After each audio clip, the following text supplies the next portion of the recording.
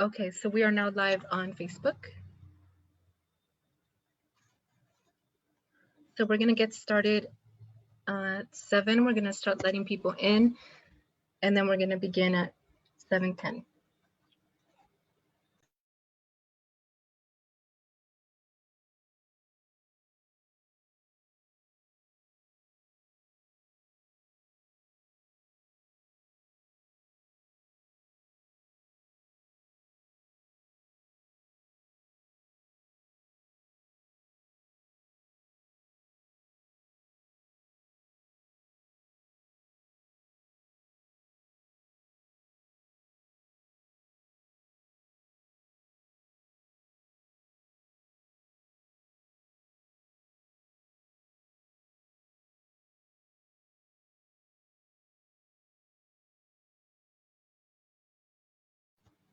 Nikolai, I just sent you the open mic list.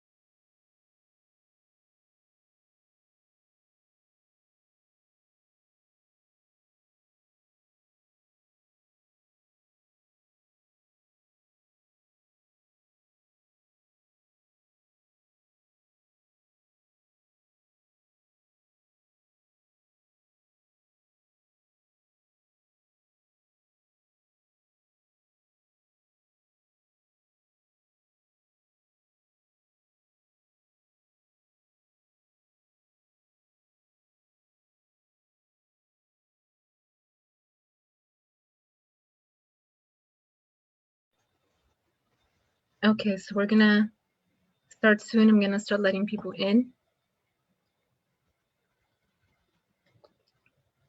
So cheers to you guys and good luck.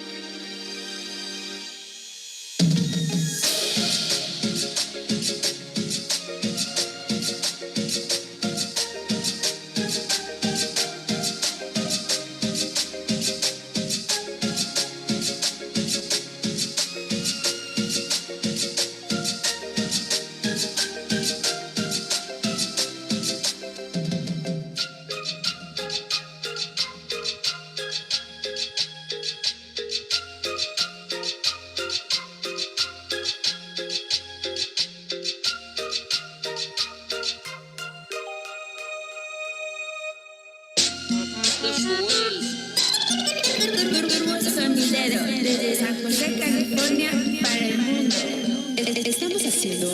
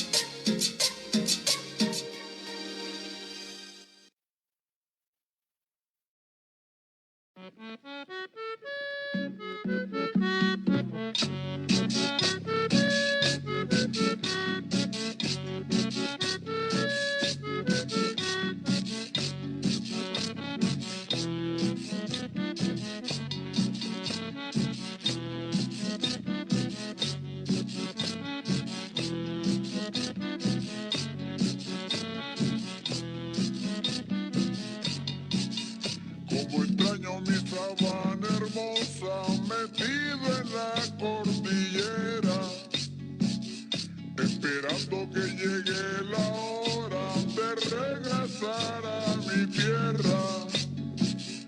En el valle de Cubeta me he metido, lejanía que me tiene entristecido. En mi pecho florece una cumbia de la nostalgia, como una lágrima que se escapa. Cumbia del alma, cumbia que madruga sobre tu venta con insistencia buscando aguaca. Y me da, qué tristeza que me da la lejanía. Y me da, qué tristeza que me da. Tan lejos de la tierra mía. Y me da, tristeza que me da la lejanía. Y me da, tristeza que me da, estar tan lejos de la tierra mía. De Colombia para México, para todos los sonideros.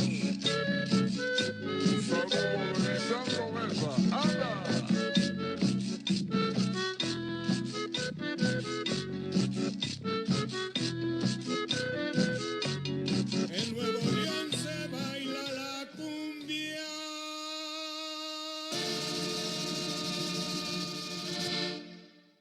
Con una negra y a ritmo de tambor.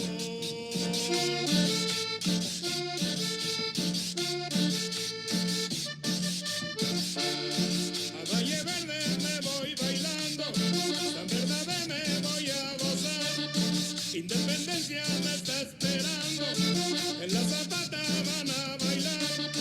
En Monterrey se baila la cumbia y sus colonias van a gozar. Yo les dedico mi rica cumbia y se las canto de corazón.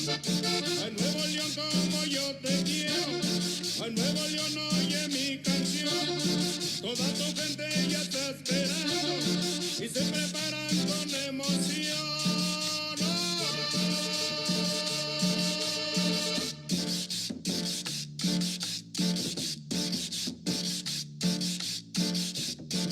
Vaya Nuevo León, cómo goza tu gente.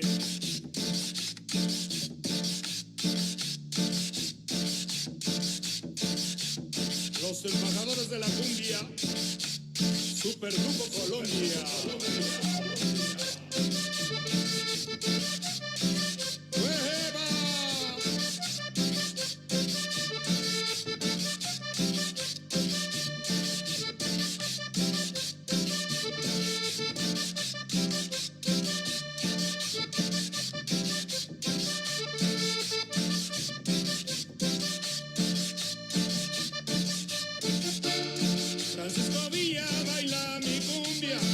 Santa Lucía van a gozar. En Topo Chico se está bailando, evolución oye mi canción. En Monterrey se baila la cumbia y sus colonias van a gozar. Yo les dedico mi rica cumbia y se las canto de corazón. Ay, Nuevo León, como yo te quiero. Ay, Nuevo León, oye mi canción. Toda tu gente ya está esperando y se preparan con emoción.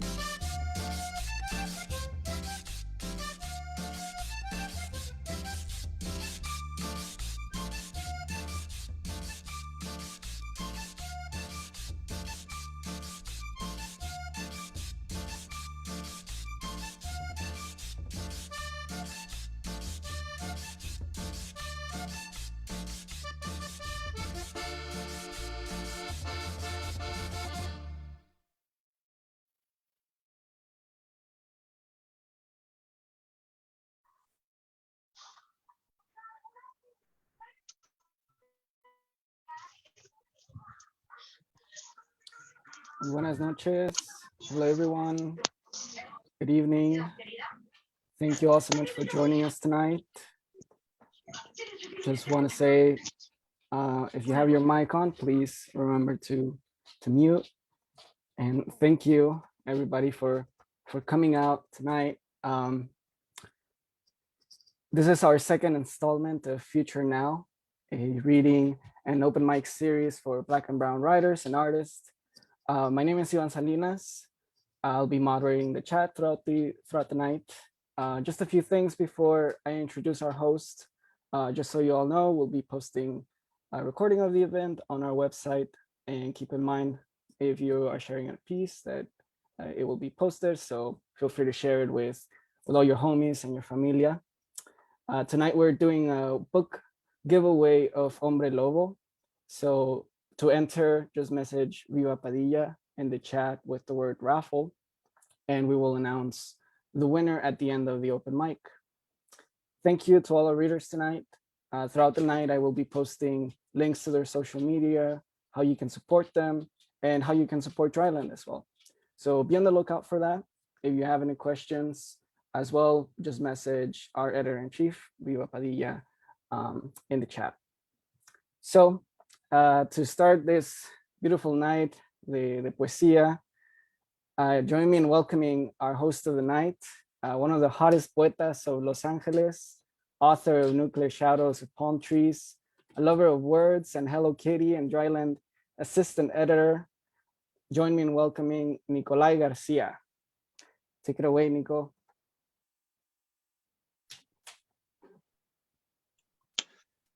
Hello, hello. Welcome, everybody. I'm coming to you live from an undisclosed location in Compton, California. Thank you very much for joining us again. We had a blast last time, so we decided to do this again. We have 3 awesome featured readers for you and an open mic that I can't wait to get to. But first, I want to invite the creator of Dryland into Future Now, Viva Padilla, to see if she wants to say a couple of opening remarks before we start off. Sure, I guess I'm on the spot now. Yeah, it's so good to see everybody again. Like, there's so many familiar faces in here, and it's just exciting that you guys felt like coming back and like signing up. I know some of you guys signed up again to read, so I'm super excited to see you guys again. I wanted to thank everybody who submitted. I know some of you guys are in here and you guys submitted to issue 11. And I just wanted to thank you for keeping Dryland alive. I mean, we're independent. We're not backed by any kind of institution. But there's no like white guy, you know, in the background.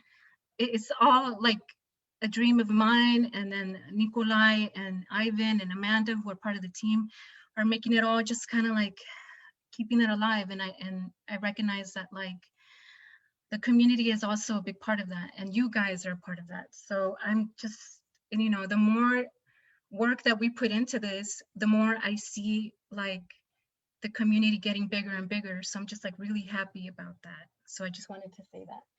So we are gonna have a raffle tonight. As you know, I've also done other things besides Dryland. I did this like collection of spooky stories.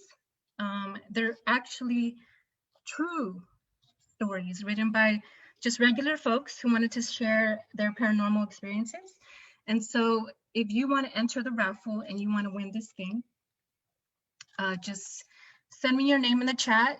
I guess Ivan said put raffle, or you could put raffle in there too.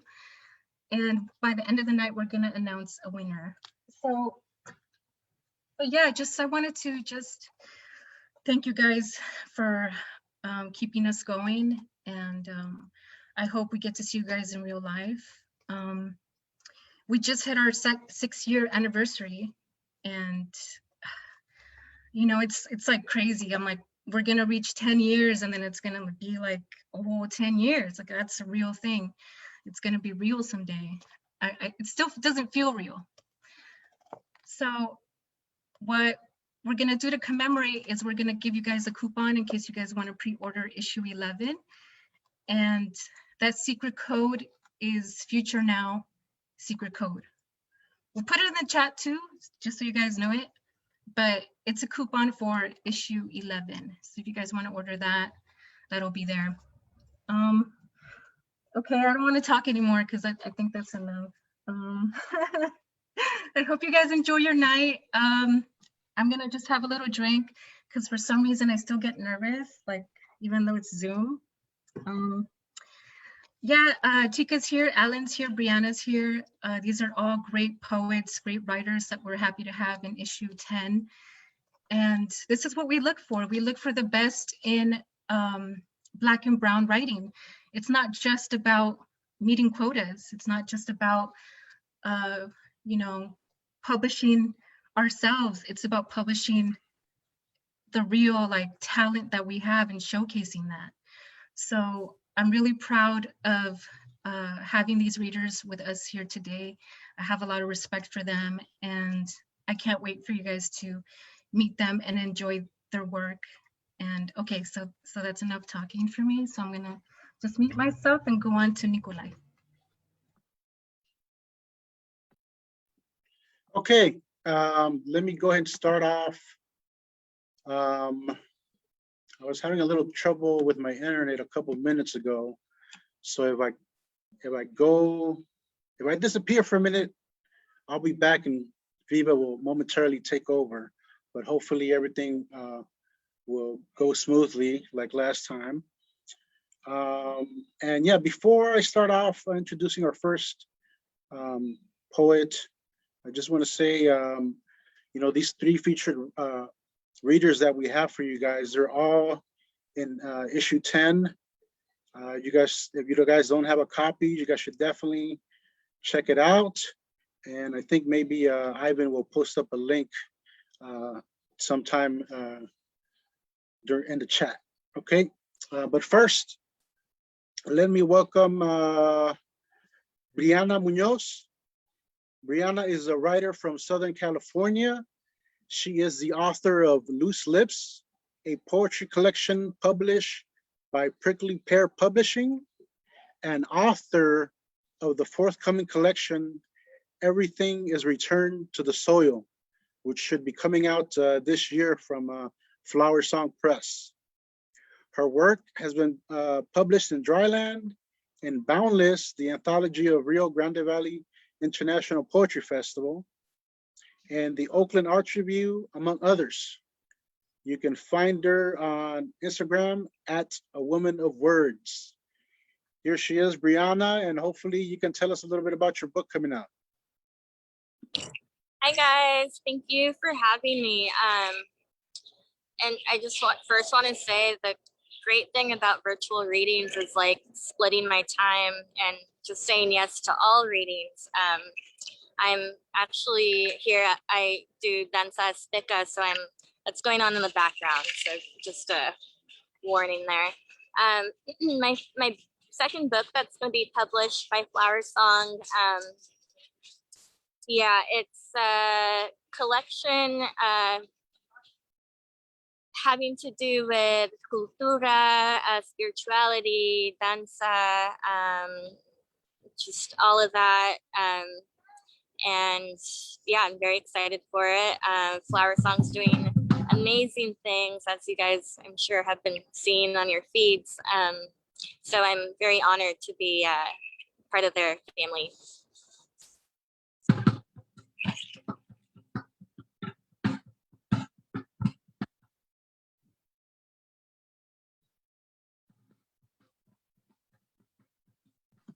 Thank you, Briana. We'll be posting some links to, I think, the pre-order and some of your other work.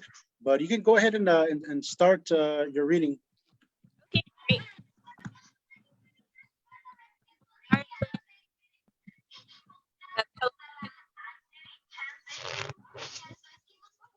And loud over here. I can move away as well. This poem is called Bartender, RPA in Spanish, reading Lorca, open mic with her hands in her back pocket. Whittier, I thought that at La Linea, I pulled weight to cross fast. Old man feeding LA street pigeons at a bus stop like a day job. Should I move away? Well, it's not that. It's just that your connection is kind of like patchy. It's kind of staticky. We can't really. You're kind of cutting in and out. Let me see if I can like scoot. I don't know, maybe 1 sec. Okay.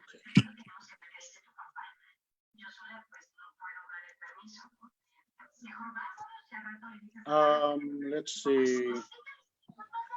Maybe what we could do is just see if she could figure that out, and then we can just go to her later.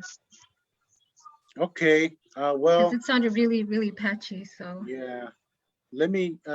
Teka, would you be ready to go, or do you still need a few minutes?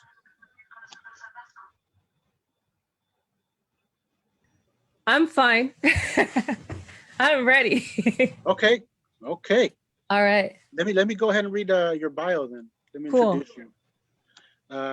Teka Lo is a poet, essayist, and journalist from Los Angeles, currently residing in New York. She is the founder and editor of Public Intellectuals and the author of the poetry collection Queen of Inglewood from World Palace Press. She has been published in Time, LA Weekly, Truthdig, and other progressive media of note. Take it away, Teka. All right. Thank you so much, Dryland, for having me here. I'm assuming everybody can hear me great. Thank you. All right. What's that smell? A new fragrance for you, the thin, the white, the beautiful. For only $350, you can bathe yourself in the fragrance of the modern metropolitan white woman. Urban women can't have it. They are not thin. They are not white. They are not beautiful. They are not racist. Not like you. What does that smell? It's white fragility. It's French, I think. White fragility. For those who are white, privileged, and proud of it. I have white privilege. Sorry, but not sorry, not really. At work, where you are the director, founder, facilitator, whatever, for an organization that helps the less privileged, less fortunate, less smart, If they were smart, they wouldn't need you there to save them. And your assistance makes you feel uncomfortable. I'm from here. And you respond, everyone is from somewhere. That wasn't very nice. Open your drawer of white privilege. Grab your fragrance and spray a little bit on to feel confident, more beautiful, and superior because you are born with it. Thank you for your service. While waiting online to come into Trader Joe's, an essential worker was wheeled out. He looked young. Paramedics said he had a heart attack. It was almost 7 p.m. The store was about to close. The person 6 feet behind me moved 2 feet closer and loudly whispered, "Do you think they'll still let us come in?" And this is a poem from Dryland. And it's based off Somebody Walked Off with My Stuff by Shenge for colored girls who's had enough. And this one's called Those People's Neighborhoods. Somebody tried to steal my neighborhood. They moved in, built a big fence, put up cameras. They asked me whose family I worked for. I'm sorry, I'm so embarrassed. Somebody tried to steal my neighborhood. They moved in and bought a rescue pit bull and then another one. They walked around with both of them and never said hi to anyone, not even once. I like dogs. Dogs are nicer than people. Somebody tried to steal my neighborhood. They moved in and said the church service was too loud. They called the cops and the cops came. I believe in science. I need quiet to meditate on Sunday mornings. Somebody tried to steal my neighborhood. They moved in and opened an art gallery. They got interviewed on that big blog. I'm happy to bring art to this underserved community. Somebody tried to steal my neighborhood. They moved in and opened a coffee shop. They didn't like our protest. I'm not racist. People are ignorant. The first coffee was brewed by Ethiopians. So how are we racist? Understand history. Somebody tried to steal my neighborhood. They moved in and started an Instagram account. They typed, they were WAITING number 2 GETSHOT, happy face, happy face, happy face. I think this place is so edgy. Somebody tried to steal my neighborhood. They started ordering food, lots of it. They started complaining about the people delivering the food. I don't like these e-bikes. Bicycles are for exercise. If you don't want to do your job safely, you should quit. Somebody tried to steal my neighborhood. They moved in and they started a business. They started serving rosé wine in 40-ounce style bottles. You get it, right? I didn't get it either. It must be a somebody joke. I'm a trailblazer. I moved here first. Somebody tried to steal my neighborhood. They moved in and then the city opened a school to relieve overcrowding because the local school was overcrowded. They made it hard to get in. I want the best for my children. Don't you want the best for your children? Somebody tried to steal my neighborhood. They moved in and said the ice cream truck was too loud. They went to the community board. I know it has to be illegal. It isn't reasonable to expect me to endure that noise. Somebody tried to steal my neighborhood. They moved in, well, they bought a house. They Airbnb'd it. I know you hear a random people of color neighborhood, but it's very nice. You'd be surprised. You wipe with toilet paper. A mother with a mask and a baby on her hip went to the cashier with a 30-pack roll of toilet paper. The cashier said $40.58. The mother's face dropped. She put it on the side and hurried out the store. I was so happy. I'd been looking for toilet paper for 2 weeks. I picked it up and paid with Apple Pay. I bet you thought I was going to buy it for the mother. No, I'm just as horrible as you. Sad American. I'm sad. I'm sad that no one can serve me coffee anymore. I'm sad that no one can serve me food anymore. I'm sad that I have to pay my maid to not clean my house so I don't look like an asshole. I'm not an asshole. I'm sad that I can't have someone cut my hair. I'm sad. I'm sad. I'm sad that my neighbors let the landscapers use a leaf blower. It's so noisy. It makes me cry. Why can't they sweep? Slaves didn't have leaf blowers, and now they have affirmative action. I bet the US had less pollution during slavery. It's not fair. It's not fair. I'm so sad. So very sad. Let's see here. Silly questions. And this is inspired from Shel Silverstein's. A white girl asked me, "Can I touch your hair?" So I asked her, "Can I touch your eyeballs? Can I touch your knee? Can I touch the cheese in your sandwich and put it into the sandwich? Can I touch the frosting on your cupcake? Can I touch the freshly painted paint on your painting? Can I come to your house on Christmas and touch your just cooled down hot chocolate with marshmallows with my lips and then swallow it? Can I pick the boogers out my nose and stick them on your dress?" And on and on and on I went until she walked away. And since that day, she never asked to touch me again. At least not quite in that same way.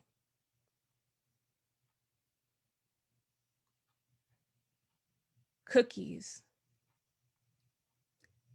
If you give a racist a rope, they'll want to stay around and ask you about your Black experience.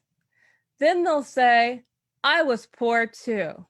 When you let the racist get away with that, they'll ask you about music.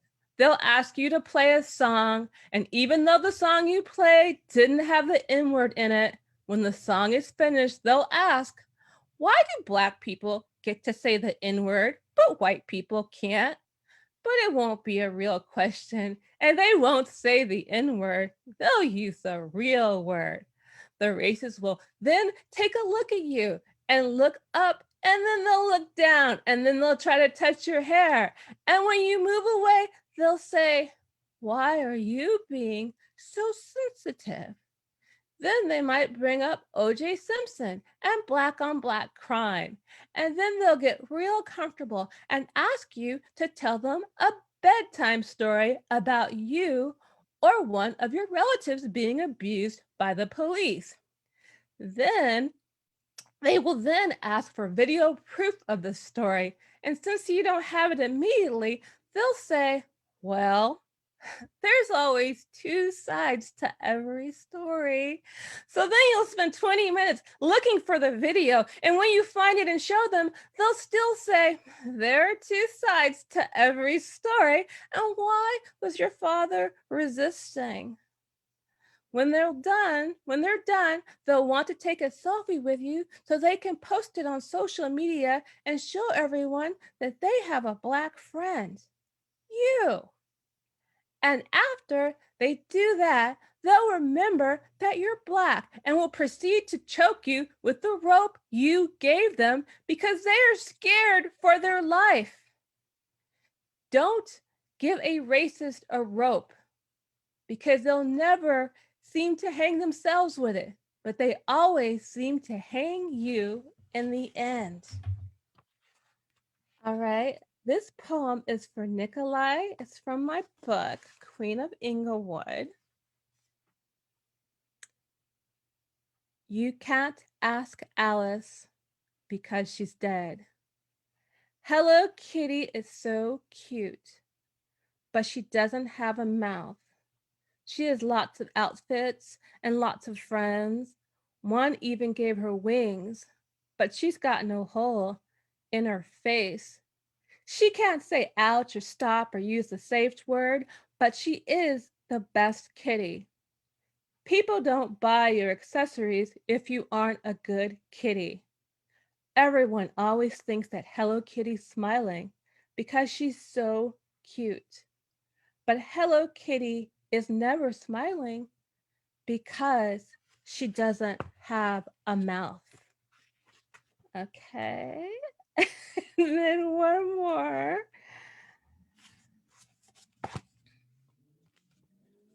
Benjamin Pinkerton thinks I'm cool. You're exotic, not cute. And that's a good thing because it lasts longer.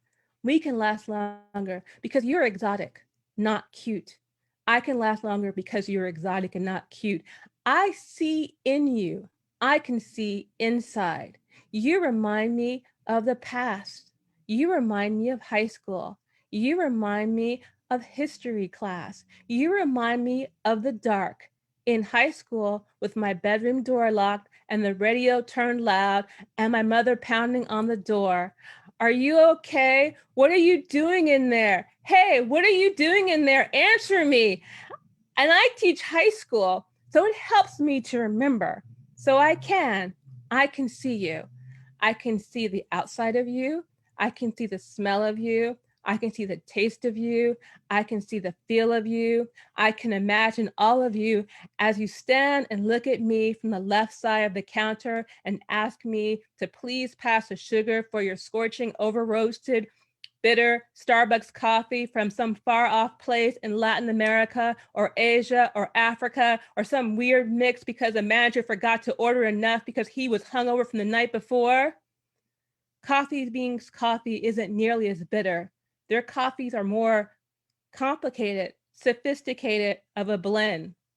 So I will pass you the sugar so you can sweeten the coffee designed for the masses with a less refined palate. I'm happy to help. I like helping because you're exotic, not cute. Well, that'll be the end. Thank you so much. Thank you, Dryland. I want to remind everybody to please donate.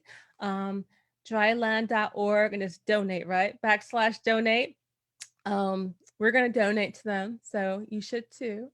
And thank you. Thank you, Tika. Thank you especially for the Hello Kitty poem. I think we're gonna make it a tradition for all featured readers to read a Hello Kitty poem when they come here. Oh, Briana, how's your sound? Are you good?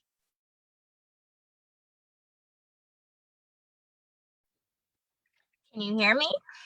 Yes, perfect. Okay. I You think ready? being closed. Yep, I'm ready. Okay, go ahead. Take it away, Briana. So this is titled Gente. Bartender who got her BA in Spanish Lit, reading Lorca at an open mic with her hand in her back pocket. Whittier street juggler with a bow tie and striped socks. I thought they only do this at La Linea as folks wait to cross back. Old man feeding LA street pigeons at a bus stop like it's his day job. Mariachi woman at Mariachi Plaza.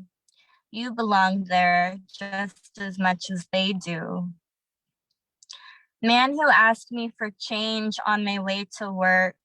Man who asked me for change on my way home from work. Man who asked me for change in the parking lot. Woman with knotted hair who was yelling in front of Burrito King in Echo Park on a Saturday night. I wish I had more to give. Child who hustles chocolate bars to support his basketball team field trip. Artist selling his mixtape in Venice Beach like it's still 1998. Baletero man, tamal woman, pupusa selling grandmother at the mat.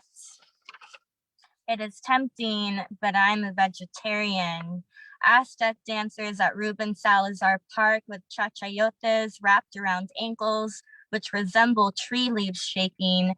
Your dancing is healing our universe. Punk kids, hipster kids, psychedelic Spanish music making kids, keep expressing yourselves. So that was the poem featured in Dryland.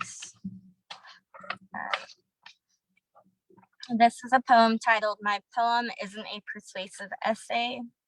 And I do like to mention that this is a poem I don't think will ever feel completely finished just because of our political climate and all these never-ending headlines. How many more poems do we need to write until the children are hopscotching, feet against white-lined, shapes against asphalt, rather than in cages? How much longer do we continue psychotically scribbling, smash the patriarchy, no war with Iran, water is life, Black Lives Matter, give the poor kid medical attention, the cold floor is no place for their last breath, God damn it. How many more hands angrily performing stanzas, lips releasing spit of rage and helplessness? Poets stand up because we hardly know how else to help, because if we don't vomit out metaphors that might be my breakfast, poets stand up in response to your lack of credibility. Toddler president tweets, "My lord, my poem isn't a persuasive essay for your votes. My poem is a cry for help, released by pen and page. My poem is a shout. It is an airstrike to your country club." How many more Langston Hughes? How many more grandmothers holding signs that read, "I can't believe I'm still protesting this shit"? How many more Maya Angelos? How many more Allen Ginsberg's howls of anti-war? How many more John Lennon's beddings for peace? How many more banned books? Your White House is filled with cisgendered white men, dominating mother of marrying fishnets underneath her faintly blue mantle. Donald Trump, oh how I've grown sick of that name. Regulating uteruses, teasing her clit with your AR-15s, blood on fingertips. My poem isn't a persuasive essay on gun control, but how many more children? Answer me, this isn't a rhetorical question. How many more poets? How many more martyrs? How many more pipelines? How many more oil spills? How much more spilled blood? How many more traumatic brain injuries until your stomachs feel satisfied? How many more doors do my small knuckles need to knock on? Write a poem describing your thoughts on war.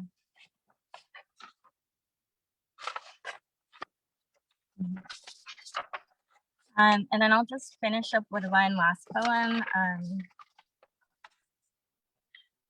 It's titled, and Mother's Day is coming up, so it's appropriate.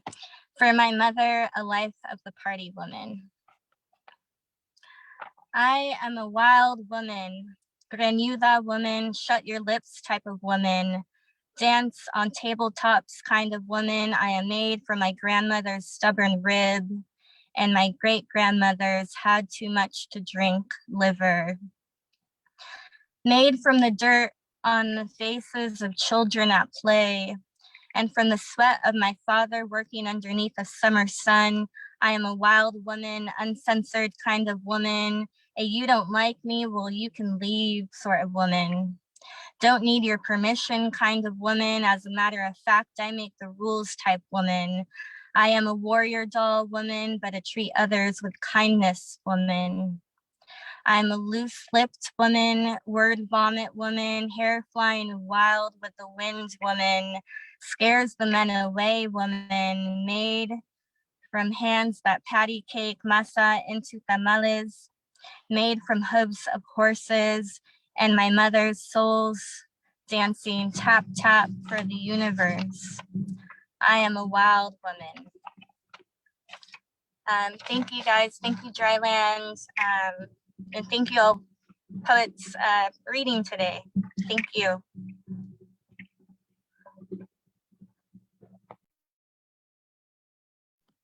Gracias, Briana.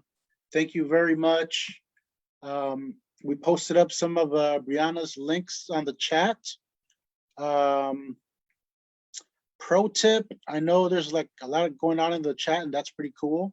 But what you can do is you can like save the chat so you can go back to it later and look at all those links, and you definitely want to do that. Before I introduce our final featured reader, I want to remind everybody that we are having a raffle for a copy of Hombre Lobo. You can just send Viva a private message and let them know you're interested in the raffle, and we'll have a winner by tonight. Let me see. Let me go ahead and read Alan's bio. Alan Chazaro is the author of This Is Not a Frank Ocean cover album from Black Lawrence Press, 2019, and Piñata Theory, also from Black Lawrence Press, 2020. He is a graduate of June Jordan's Poetry for the People program at UC Berkeley and a former Lawrence Ferlinghetti Fellow at the University of San Francisco. His new chapbook, Notes from the Eastern Span of the Bay Bridge, is now available on Go City Press. He's on Twitter and on Instagram at Alan_Chazaro. We'll put that up on the chat. And I first saw Alan read at an event that Libro Mobile was doing. I had already been following him on Twitter, and I recently read his full-length collection, Piñata Theory, which is great. I recommend people get it and then put up a 5-star review on Goodreads when you get a chance. Anyways, all the way from the Bay Area in a Warriors t-shirt, Alan Chazaro. Thank you, Nikolai. It's actually a Dre all day, Draymond specifically. Thank you, Viva, for what you said earlier, to be honest. I also run a literary magazine for basketball, and I always try to find untold narratives of folks that are writing about things that we love that aren't always as visible as they should be. And I hella felt when you said there's no white guy behind, you know, it's a lot of work. I know that you put a lot into this, and it's hella cool to be a part of this evening, and to the other readers for being here and setting the space up. I'm gonna read from some newer stuff that I'm working on. One of them was published in Dryland Lit, excuse me. So I'm gonna read that first, and then it's from a series of poems that I was writing when I was living in Mexico in 2019. My mom moved back a few years ago, and I hadn't seen her for about 3 years. So I went to go live with her and my abuelo, which is a hella big privilege. And as I was there for about 7 months before COVID hit, actually, and then I came back. So I'm gonna read some poems from that time period, and then I'll read a little bit from my book, because I think when I was living in Mexico, like actually there, like every day, waking up and sort of, you know, being with family there, the way that my mind and my body were operating was obviously hella different than what it's like to be here in the Bay Area. So the first poem is called Postcard from Acapulco. The night here is taking me towards an eternity, towards an unclothing, somewhere beneath oiled palm leaves, beneath the mouth of sea drizzle. I'm standing near an emptied street, inside the crooked hands of God. I'm looking down from a roof, observing a city of wet and blurred yellows. In the distance, further than I can navigate with my eyes, there's an open shore. The gravel is thickening between my yesterdays and my tomorrows. Wake me up when I've reached peace, when I've mapped these ruins and star patterns, when I've tongued agua de coco and danced reggaeton with el Espíritu Santo. I will leave with sand in my pockets in a jungle I cannot untangle in my throat. So thank you, Dryland, for taking that poem and publishing that one. It really means a lot. The collection is really exploring this newer one that I'm developing, machismo and like the toxicity of masculinity in all cultures, but specifically in Mexican culture and Mexican American culture. And I'm exploring like the idea of the chupacabra as this beast that, you know, sucks life out of things. And I'm sort of looking at corruption and male ego, and how a lot of history of the world is just men, you know, taking shit and wanting power and being greedy. So and looking at my role in that as a Mexican American male, and trying to be, you know, cognizant of that. So just some context. I'm thinking of calling it the Chupacabra Ballads, which I was like, that sounds like a book title right there. I don't know what it means yet, but that's why I'm writing it as we speak. So this second poem from this project is called Portrait of a Mexican Landscape, with blue sky, pink chapel, and mountains on a soft cloud horizon. I know this could be mistaken for another heaven, where outside the nopales gather like thorny prayers to hold the silent weight of it all. But this isn't. I'm on my way back to Jalisco after mezcaleando in Zacatecas, and I'm certain I've never felt this warmth riding through a harsh February desert. I've never felt this safe next to nothing. Haven't held this much between my jaws with an endless song in the back of my skulled memory. I'm returning to somewhere I've left but haven't unlearned, where there are no stoplights and the pavement suddenly becomes dirt in your rear view. This isn't meant to be exaggerated. This is literal. A house where my tia Lola makes mole while slicing onions, and teenage cousins go to schools where there aren't enough teachers, where we fiddle with paletas de uva and order tacos de longaniza for takeout, while illegally streaming action films. In Teo Caltiche, where old men have grown too brittle to ride their horses, so ride the slow afternoons like saddles in the plaza instead, watching underage moms on mopeds zipping across town. Nothing happens here until it does. A shootout between rivals, not a movie. In daytime, the howl of bullets wolving air, the automatic clack clack of fears taking hold, taking mouths. Shava told me he wasn't worried, that it happens. He was at the gym, locked in. A friend asked if I was scared. I told him no, but really, I've prayed for mercy as a boy. Really, I'm still in the act of folding and bending the flesh of my beliefs. All right, I'll read one more from this project, and then I'll read some Piñata Theory stuff. This one is called Chupacabra Ballad. These fields are open and dry-throated. The wandering bulls haven't been fed. My tío drives me around an avocado orchard in Michoacan, hands me the keys to a gate. He forgets which one opens the muscular lock, but I haven't forgotten about myself, about El Chupacabra, 1995. We've been bleeding out while the machos are busy mounting their horses. Their hooves are untamable in the wildest daylight. I've seen a body ditched on the side of the road. I've seen a trample of fingers and stomachs, the grab of hungry hands. A microphone is turned on so the governor can sing. Mezcal is poured before, during, and after. Look, this isn't beauty as defined by the romantics. It's a mirror framed at an imperfect angle.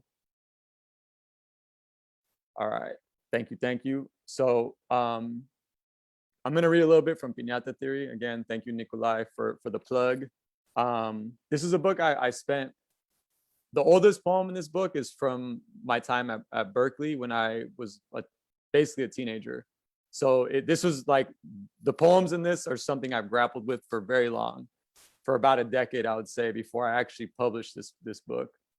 The first one I'm gonna read is Ode to Kendrick Lamar.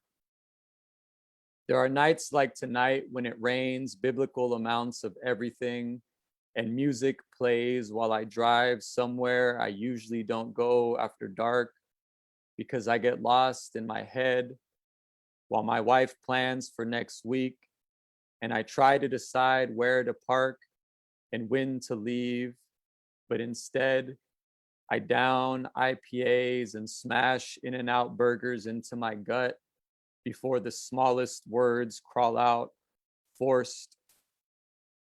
Some days I feel the dark rushing, a tidal wave of fuck yous cresting my insides. I double knot my Nikes and avert eye contact in a hoodie and baseball cap. I am not this facade. I've never sailed a fist into a stranger's skull, but there is a thunderstorm coming and I must know my way.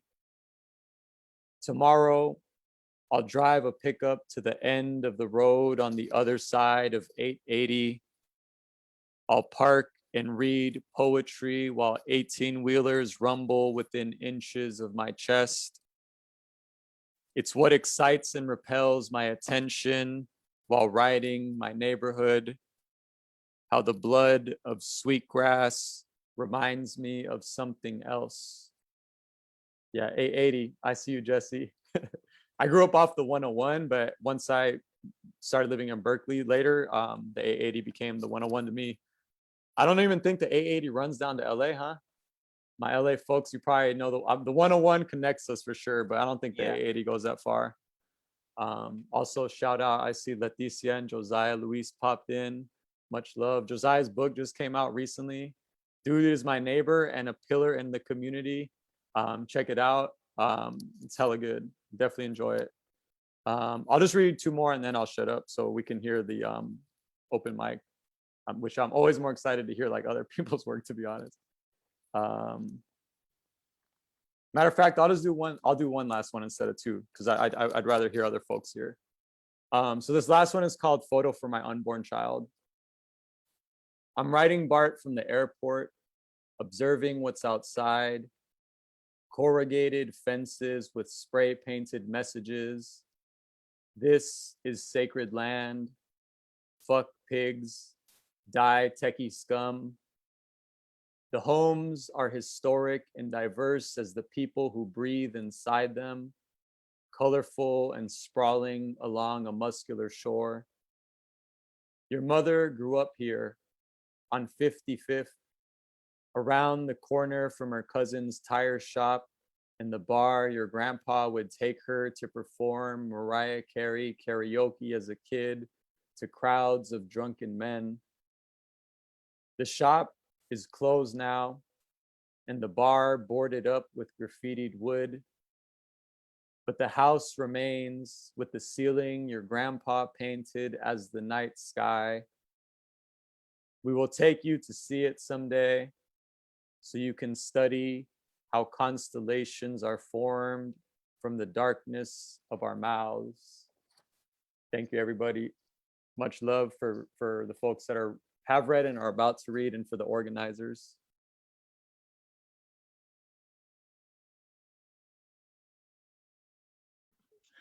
Thank you very much, Alan. Thank you very much.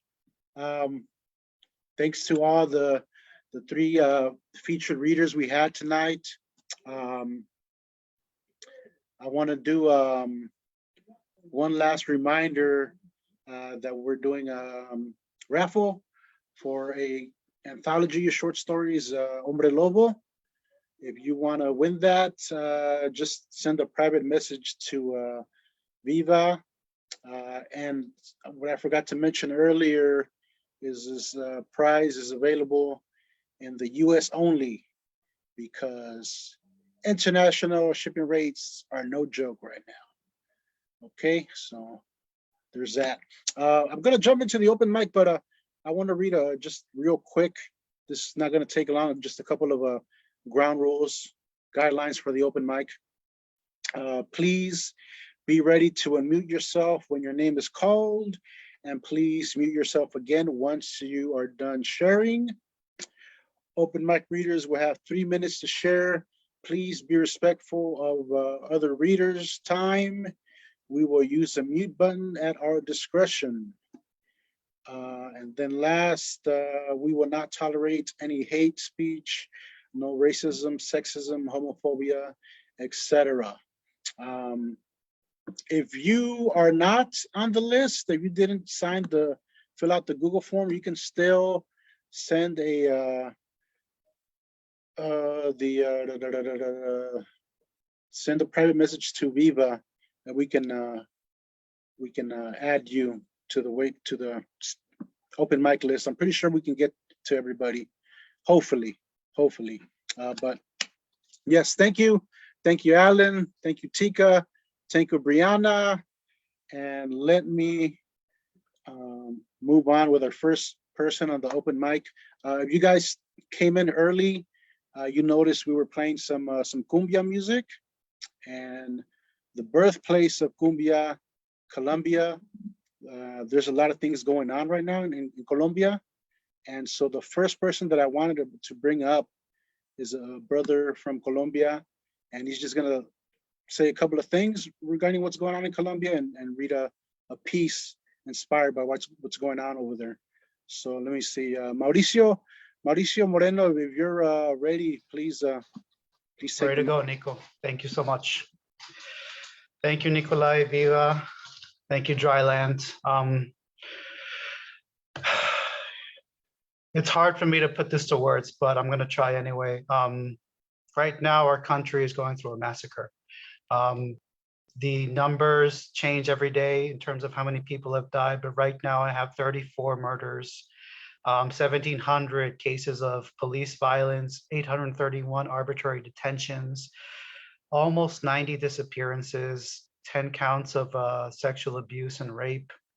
A lot of the news has been like quiet about this, like CNN and MSNBC has been pretty quiet about it, and most of the news is coming in from social media and live feeds that are coming from Colombia. But a brief recap of why it's happening and what's been happening. On the 28th of April, there was a tax reform that the President Duque had actually wanted to instate, and it called for, among other things, taxes on eggs and perishable goods, milk, things that people need on a daily basis, and they wanted to increase taxes for people that already had burdens on them.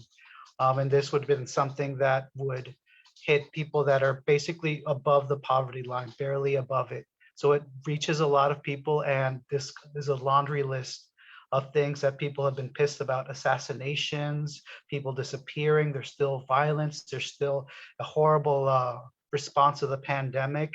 And on top of all this tax proposition was, really the last straw. And people have been protesting since the 28th. And it's already, today's the 6th, the 7th. It's already been 7 or 8 days. And the last 4 or 5 days have been just violent. Police have been shooting citizens, without any sort of repercussion. And the piece that I'm going to write is raw. It's been hard for me to put these words down because I'm still percolating, but I hope to use my time to just illustrate what's been happening. And there is no title on this yet. Bullets don't invite dialogue. Tear gas won't open anyone's eyes. Disappearances don't solve a pueblo's tax reform, and blood can't paint portraits or light candles for peace. Every round that you fire incites our rage. Every life you take emboldens us. Our lucha twists and gnarls like roots around the boots of your killers who aim their plomo at children, target abuelitas in their living rooms with gas canisters because smoke bombs never mix with fried plátanos. There is no seat at our table for dictators washing their hands with our blood. There is no seat at our table for hired death squads building mass graves after Sunday service. There is no seat at our table for SBAD slapping terrorist stickers on dead cadavers of children and justifying their deaths. There is no fucking politics at shooting people in the dark and blocking signals so the world can't peek at your atrocities. We won't listen to your rhetoric. We won't listen to your proposals because you swore an oath to protect the people, pero maldito el soldado que apunta su arma contra su pueblo. So fuck you, Duque, fuck your tactics, fuck your armed forces, and fuck your lies, and fuck you too, Oribe, for justifying the death and calling our people terrorists, for breaking the oath, and fuck the police who dress in plain clothing and fire shots at crowds to gaslight us. Fuck the police who claim to be provoked but shoot activists in your armored cars and say their fucking names. Brian Nino, Jovita Osorio, Andres Rodriguez, Marcelo Agredo, Daniel Ascarate, Einar Lazo, Miguel Ángel Pinto, Jason García, Edwin Villa, Lucas Villa, siguen vivos en nuestros corazones. Thank you. Thank you, Mauricio. Thank you, man. Thank you for educating us, and thanks for that piece. Definitely want to send solidarity to Colombia. So I'm gonna go down our list. I'm gonna say a couple of names. I'm not sure if everybody's here, but I'm gonna say the first 3 names I have on this list, and just so you guys can get ready. Ashley Diaz, Caro Ska, Jesse Tovar. You guys are gonna be our first readers, and when I call your name, just go ahead and unmute yourselves.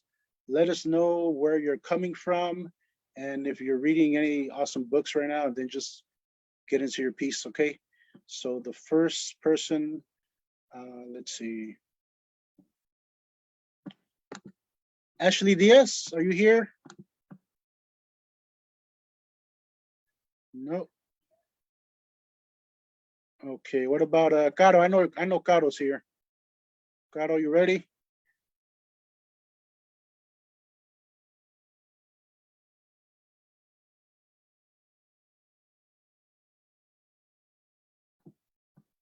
Okay, I guess Caro is. Wait, do you mean? Oh, sorry. What was that?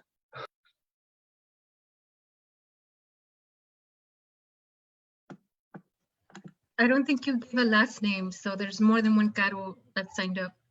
No, Caro Carol said she's having technical issues in the chat. Oh, okay. Yeah, All right. so Caro Ska, we'll have to What wait for about Caro Ska. Jesse Tovar? Is Jesse Tovar here? I'm here and I'm ready. Okay. The mic is yours. All right. So I'll just read something really quick here. This one is called This Summer. It's inspired by Grownish season 3 episode 11. This summer he needed to take a couple steps back from me in life. His girl don't know me. We have a history bonding over drinks at breweries. It's not like we're flat out not friends anymore. He needed a chance to form a bond with his girl. His chance paid off. He's having a boy. It's okay. I cover my ears inside my soul, though. That's all I got. Thank you so much, Dryland. It looks like Caro is ready. Caro, you're ready. Go ahead. Yeah, can you hear me? Yeah, okay, cool. Okay, I'm having a lot of fun here tonight. Thank you so much for hosting everybody, Nikolai, Viva, and Ivan. I really appreciate you all, and Dryland, and everything that you all do. I'm gonna read one piece. It's sort of a meditative piece, I would say. So I would invite you, if you feel comfortable, to close your eyes and kind of go with it. But yes, it's called Forget Everything That Came After. Remember the first time the sun held you in its radiant embrace. The first time the moon cratered you with stars. The first time rain clouds thundered in your breath. The first time you placed your lips on a nipple or a pacifier or a bottle. Remember how you suckled, squeezed. Remember how the soothed your body made you gurgle, put a smile on your face. Remember how fresh the air smelled, like jasmine and honeysuckle, like dawn after rain, like ocean at night. Remember how you felt, how possible you were, like a full moon rising, like a redwood tree expanding, like cumulus clouds cluttering the sky. Remember how you didn't have the words to say any of this. You'd only heard a few voices, flour and gravel, or maybe nothing at all. Maybe you only sensed the world around you with your skin, soaking up the vibrations in your little toes.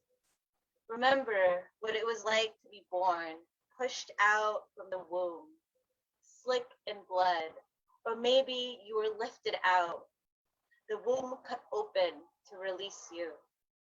Remember your placenta, how it linked you to another body, how it nourished you selflessly, how it cared for you, asking nothing in return, how it died after you were expelled, how stroking your belly button brings back these memories.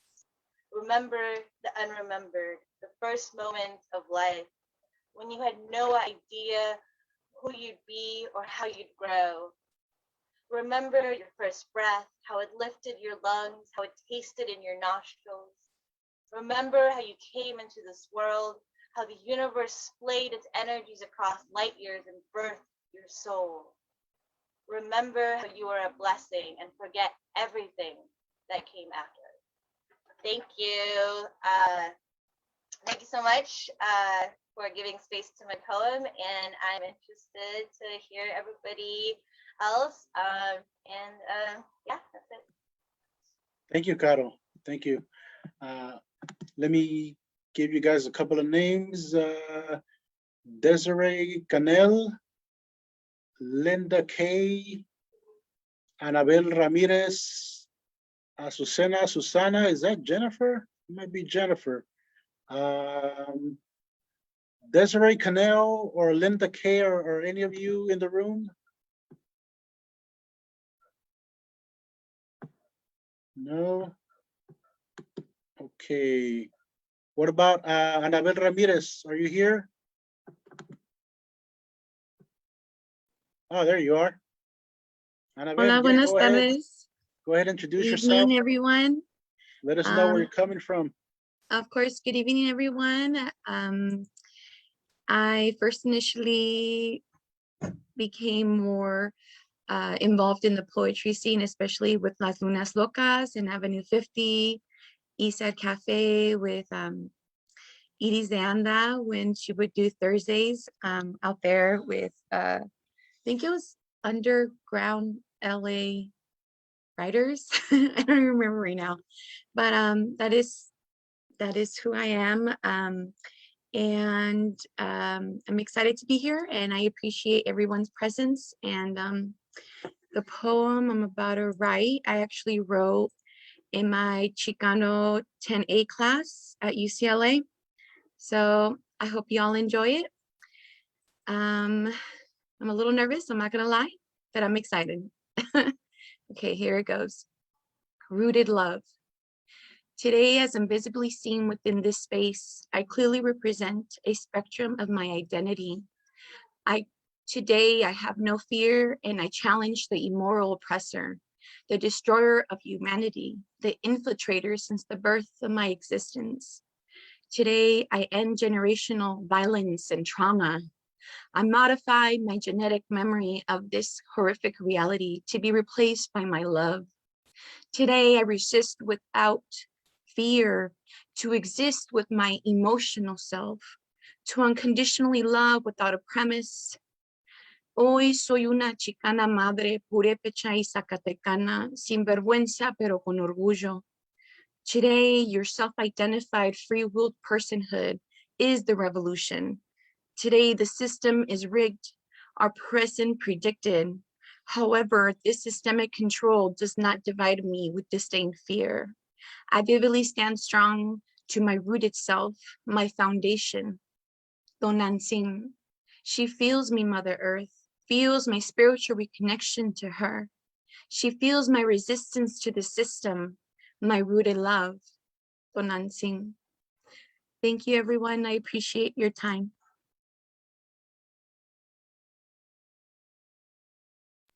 Thank you very much. Next on the list, I have Azucena. Susana, are you in the room? Sure am. Hello. Hola. Hello. Hola, hola. Estoy en San Diego, y estoy empezando otra vez a escribir. I'm now again writing and sharing with the community what we all want to speak from our souls and bring into this earth what we want to resolve and put together again. So here it goes. I came in because of Ivan, and actually this poem, we worked on it as a group in a workshop. So I'm gonna just start off now. Put you in a box, toys inside, walls with bars and locks. Mother weeps, mi vida, mi amor, el mundo se está cayendo y yo aquí durmiendo. Sabiendo mi madre me mostró la caja, footprints crawling a way out, revolución. No puedo forzar algo que sea mi verdad. Thank you. Thank you very much. That was pretty short and sweet. Let's see. I'm going to call out a couple of names so people can get ready. Gustavo Guerra Vasquez, Jean Pierre, Josiah, and Elizabeth Jimenez Montelongo. Is Gustavo in the room? Yes, I'm here. Órale, Gustavo, you got the mic. Gracias, gracias. So you said 3 minutes, right? Let me do a little introduction poem since this is my first time reading here. It's called On the Hyphen. Gustavo Adolfo, 2 names, no hyphen. Guerra Vasquez, 2 last names, no hyphen. I don't ascribe to the notion of a hyphen because while a hyphen is sometimes used to join, it can also be used to flip up like a middle finger shaped wall to say, get back and stay back. I am a Guatemalangelino, Sur Centroamericano, Cumbia Centrico, no hyphen. Because after crossing a hyphen on Mother Earth, this Guatemalan began a process of Californization, Pico Union style. And while resisting becoming yet another lost soul in Los Angeles, searching for Centroamerica, I migrated further to El Norte once more, but found a golden gate that wasn't meant for me. Or was it just an entrance to a gilded cage? Still looking for America, I went back to Guatebuena, which back then was Guatepeor, but found US-funded dictators killing us at will. So looking for salvation, I went next door to El Salvador, only to find their bloodthirsty compadres running the show. Centroamérica estaba desaparecida. I have been to the depths of Honduras and the head of the continent where Chile is called ají, and found a few from Centroamérica who were looking just like me. And so you see me here today on top of this old hyphen that I'm always trying to erase, seeking as a human to improve all my relations in every single place. Punto. I'm going to read a short one. I'm going to dedicate this to my mom. I was working on my Mother's Day gift for her today. So it's called Made in Guatemala, Made in the US. Aurora was born a poor child, a girl in the mountains of Guatemala, left behind by her mother so that she could wait on her uncles while her mother worked as a maid in Guatemala City because her father used to beat her mom. Not too long after her mother, Aurora followed in the footsteps of her mother to become a maid in Guatemala.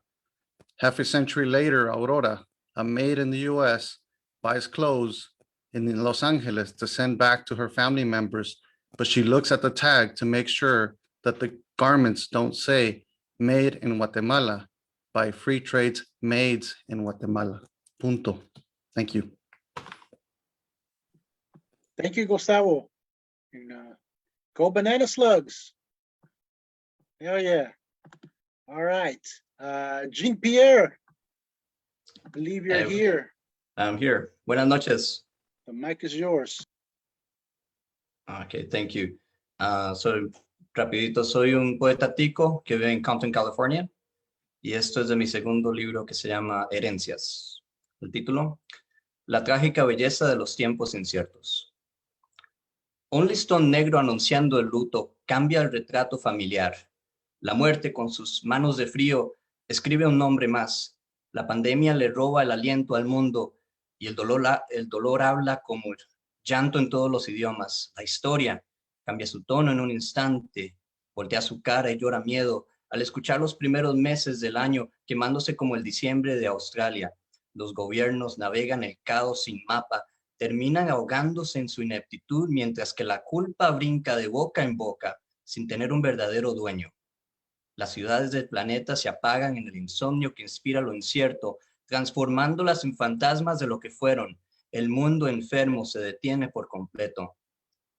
China deja de trabajar por primera vez en siglos. Italia cambia de museo a cementerio en una semana. Inglaterra y España caen afónicas ante la epidemia. Nueva York no puede dormir por toser y California se despierta para morir cada hora ante la mirada incrédula del Pacífico y los países sudamericanos. La histeria se apodera del tiempo.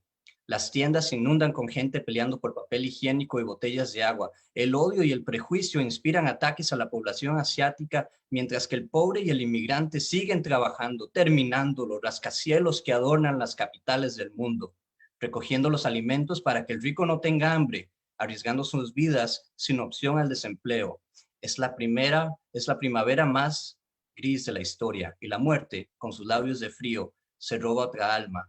Lo peor de la humanidad se asoma y presenta. En miles de hogares los lobos devoran la paz de la mujer con cada mordisco de violencia doméstica.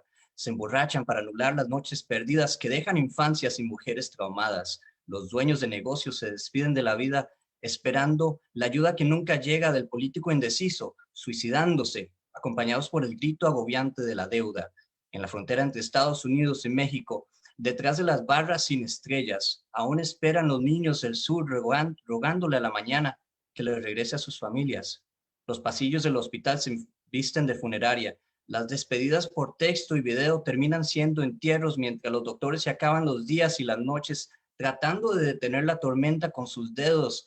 La medicina no da abasto, ni el silencio para rezar. La humanidad respira, aunque la pandemia continúa.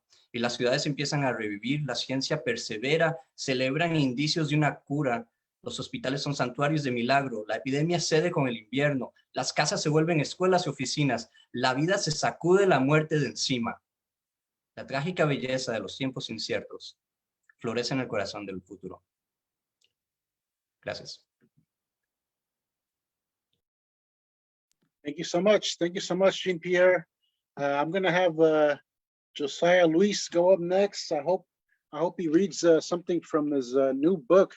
But before that, I just want to remind people, you guys have 3 minutes. Please use that up. Please, if you have a short poem, go ahead and read more than one. But yeah, go ahead. Gracias, hermano. What's up, familia? I will, as per your request, read from yes, this libro right here, this peculiar book. I'm gonna get up and read though. I'm tired of sitting in the Zoom window and reading poetry, mi gente. The poets is getting way too. Some of these poets don't even wear pants when they read no more. They're eating like fideo and shit while they're reading their poems. It's wrong. It's wrong. We got to put a stop to this trend. So I'm standing up. I'm wearing Ben Davis pantalones. Just so you know. Okay. Let's read the poem out of here. I will say this, when our culturas are attacked, be it by conquistadors who open up strip malls right on top of our temples, or yoga wearing techies drinking $6 cup of coffees in our old neighborhoods. Well, the truth is that when this kind of thing happens, our cultura creates monsters to protect us, whether it's La Llorona, La Chupacabra, El Cucuy, or the Elote Lady. You see, the Elote Lady roams the streets of La Misión with elote ojos that see everything.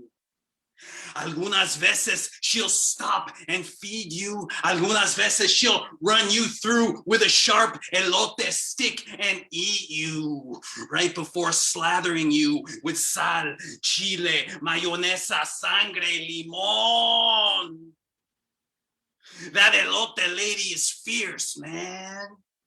She's got jaguars, quiet and waiting and hungry, tangled in the gray of her braids. And just like Baba Yaga and her hut on chicken legs, the elote lady always has her orange plastic cooler floating alongside her. And all the techies in our neighborhood come running up to her when they see that cooler, because they think it's filled with tamales or pupusas or even champorrado. But the truth is that cooler is filled with body parts. A severed ear with an apple earbud still in it, thin slices of Google bus riding ass cheek, a leg with shreds of skinny jeans still clinging to it, and before serving them up to you, she smears them con sal, chile, mayonesa, sangre, limón. A lot of the new residents of La Misión, man, they've never heard of the elote lady. Maybe one or two of the techies out here have heard whispers about her from the ghost elote that still grows over there in the sidewalk cracks around Dolores Park. But me, yeah, I seen her. One night I was coming up the BART station stairway, and there she was right in the middle of the plaza, man, perched on a pile of gnawed-on bones and pieces of busted fixed-gear bikes, shreds of yoga pants scattered all around her, man. The midnight Evangelisto's speakers suddenly fritzed out. The Tecatos swallowed their dope balloons and ran screaming up Mission Street. The Cordoba mural in the back of El Farlito started to bleed. The paletas in everybody's dreams around here melted as she stood there, mad dogging Las Estrellas by way of 24th Street. And Las Estrellas, man, they didn't look back. And she had a bloody smile on her face, smeared with sal, chile, mayonesa, sangre, limón. And when I walk home tonight with La Luna looking down on me, I'm going to take comfort in knowing that back in the cleaner, wider, even wider Mission District, somewhere on Valencia Street, sometime after the full bearded, tattooed mixologists have called last call, sometime after all the Ubers and Lyfts have driven away, someone's gonna see her. Some dude's gonna be checking his Mexican food app for the nearest all-night vegan pupuseria. They thought maybe they heard the jingle of a paleta cart coming from around the next block, but when they turn the corner, it will be her, the elote lady, walking towards them in the middle of the street on cracked, chanclad feet, a worn abuelita's house apron around her ancient wrinkled brown skin. She ignores the honking cars. She ignores the holy water being tossed at her from second-story windows as she taunts the skeletons of old locos, the ghosts of pachucos, and the way back dark gods with her simple declaration. Elotes, elotes, elotes, con sal, chile, mayonesa, sangre, limón.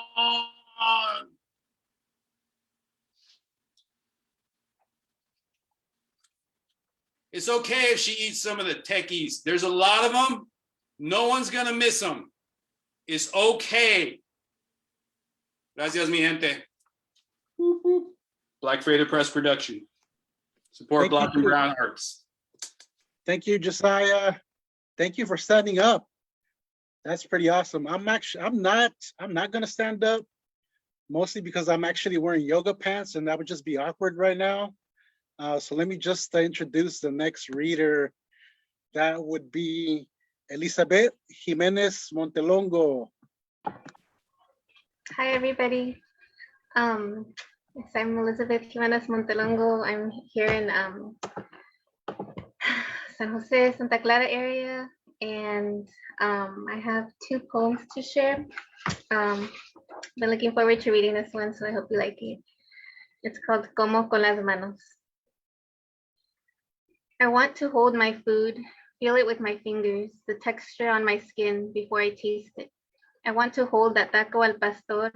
I want to mop the mole off my plate with a warm tortilla. I want to hold that tostada de ceviche that crunches and loses toppings as I devour it. I want to hold my tamal in my hand, salsa y queso y crema dripping off the sides. I want to eat that birria right, con tortillas and tacos, consomé dripping off my chin. I want that chile verde in the gorditas and on the sopes to end up all over my fingers, because you know I'm going to lick it off.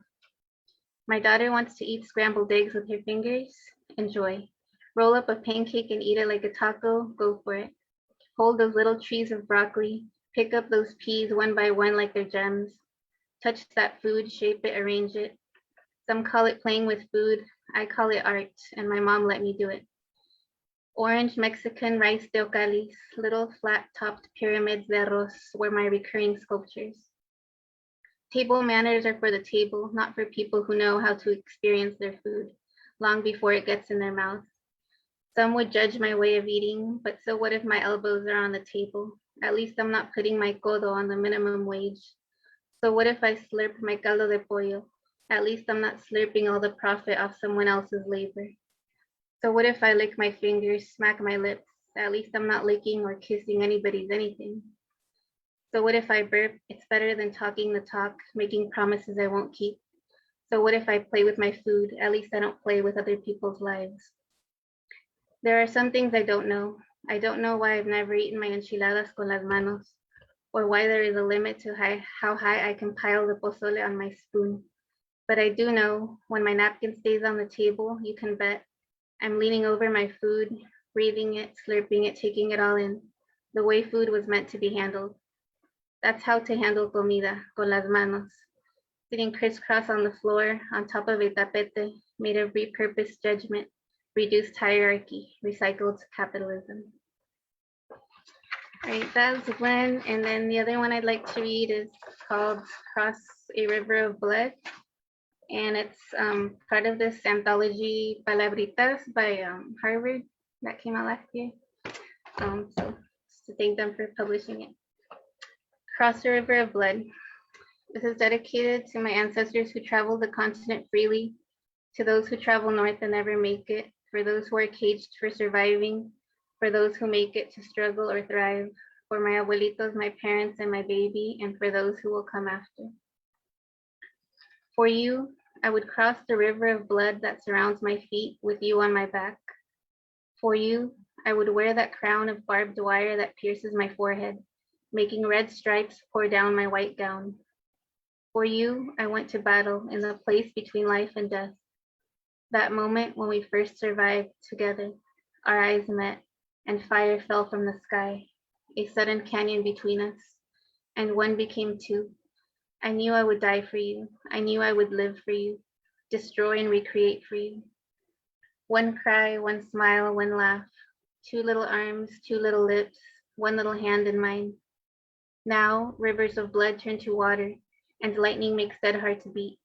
In this place where rivers run within and without, where fire burns above and down below, where the wind is song and words, your body was born of my body, and my body is born of the earth. And I did die for you, and I do live for you. I burned it all to the ground and rebuild it for you. Okay, thank you for listening. Thanks for having me. Gracias, Elizabeth. Thank you so much. I'm really loving like other people have mentioned in the chat, all the comida that's coming out in the poems. The other thing I really love is all these various neighborhoods coming together here. Bay Area, Compton, Boa Heights, San Jose, San Diego. Thank you everybody for being here. Before I call up some more names, I just want to remind everybody that you can actually right now pre-order issue 11. There's a secret password to get a discount, and the secret password is, or the code is all one word, Future Now secret code, all caps. Let me call out a couple of names. Get ready, Jonathan Gomez, Hector, son of Hector, Matt Cedillo, Edgar Acosta. Let's see. Jonathan Gomez, are you in the room?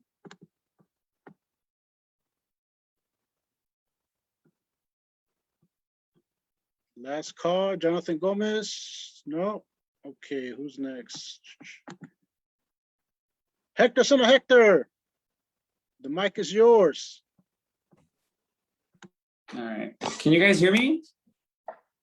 All right. I too am going to stand up for this one. You know, when Josiah stands up, so you know, you got to stand up with him, right? All right. Yeah. Let's see here. I've been thinking a lot about Mexico City, especially after this week. 24, I think, have died so far, and many more injured on the train, on the metro down there. So, lo que venden en el metro. She enters the sliding door of the metro train, sings a commercial in her low-pitched DF voice. Fine chocolate, the best on the market, a box full of Blue Wrapper Crunch bars, shiny in her dark brown hands at 10 pesos each, nearly 50 American cents. But I tell her I just had a meal, mediocre Japanese food, quite pricey at 500 pesos for lackluster experience and flavor. She proceeds to offer me a plastic whistle, plays a familiar cumbia I cannot name. I apologize and explain that I don't have change. When I took out 3,000 pesos at the ATM, it only gave me 6 bills of 500 pesos each. She begins to sing and dance, presses her hair against my face. I reluctantly smell the sweaty smog of the day. She proceeds to take off her shoes, offers the red chip nail polish from her toes. Para la dama, she says, at a low, low price.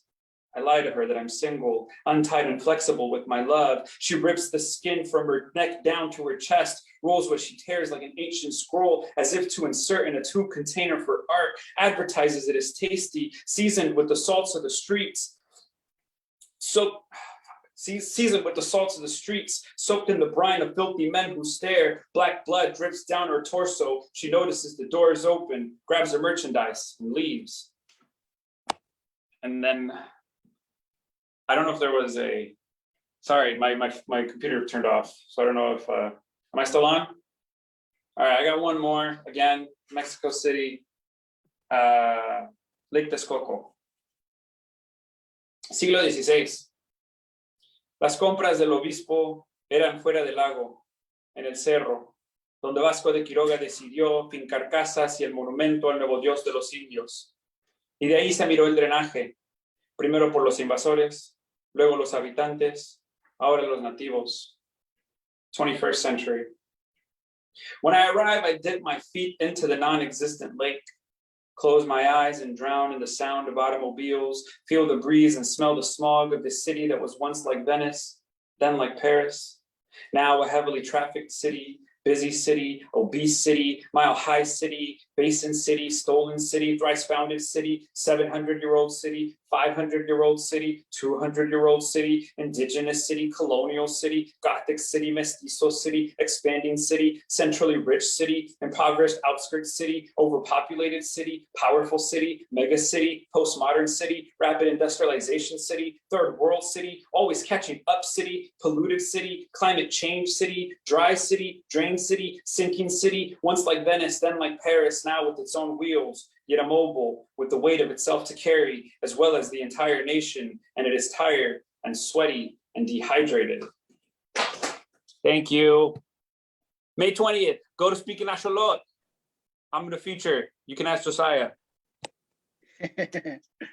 Thanks a lot, man. Thank you. I love all that art in the background too. It's dope. Let me see.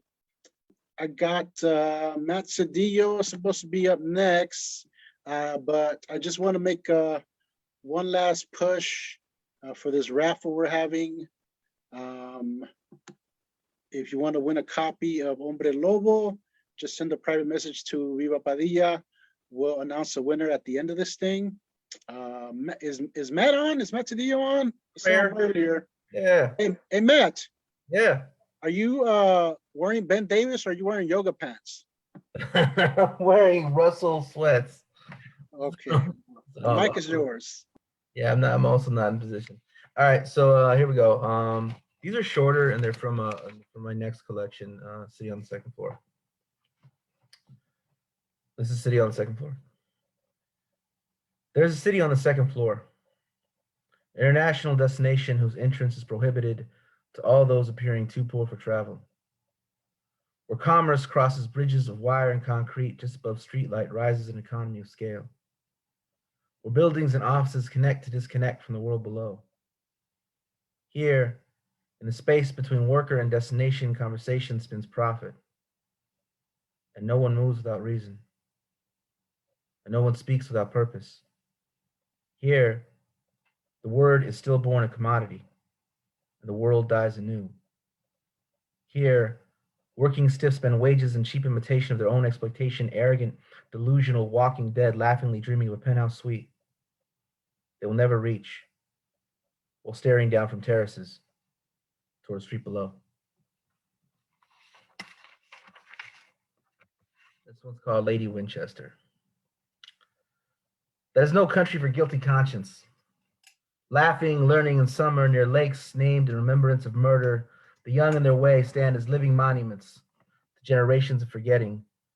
An age truth unrenewed is a thing of genocide, the naming of avenue, the making of highway, the forging of boulevard, foundations of national celebrations, psyches, bodies of literature, schools of cinema, standing pools of blood, O pioneer. There's no place for honest reflection.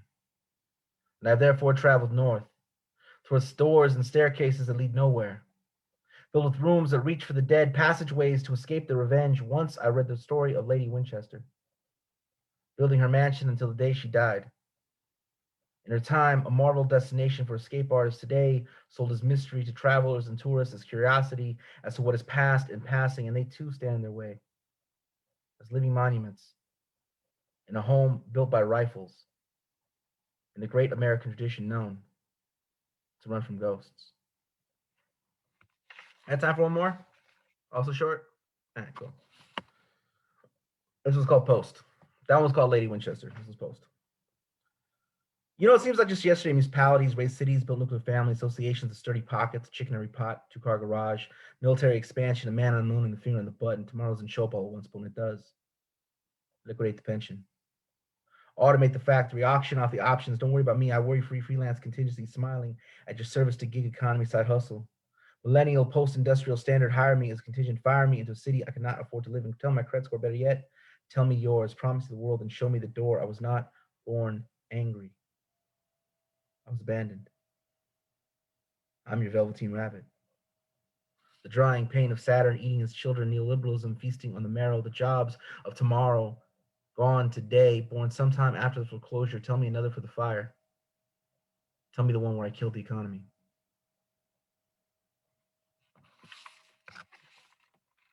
Thanks for having me. I got a book, Mowing Leaves of Grass, so check it out. That one's out. So.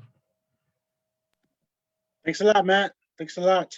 Let me see. I'm gonna go down a couple of names. If I say your name, please get ready. Edgar Acosta, Jeff Rogers, Cecilia Caballero, Fernando Sauregui. I've been pretty good on names, but I think I just butchered that one. Anyways, let's see. Edgar Acosta, are you in the room?